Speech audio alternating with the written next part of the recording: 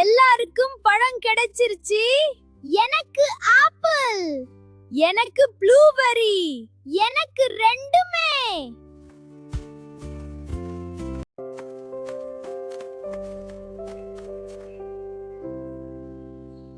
ஒரு நிமிஷம். நான் 2 ப்ளூபெர்ரி தான் வாங்கணும்னு நினைச்சேன். ஆனா இவ்வளவு வாங்கிட்டேனே.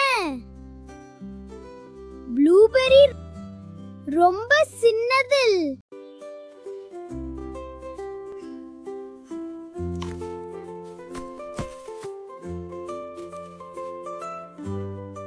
ஐயோ, நன்றி சிவப்பு. இப்போ இதையெல்லாம் வச்சு என்ன செய்வது? எனக்கு தெரியும்.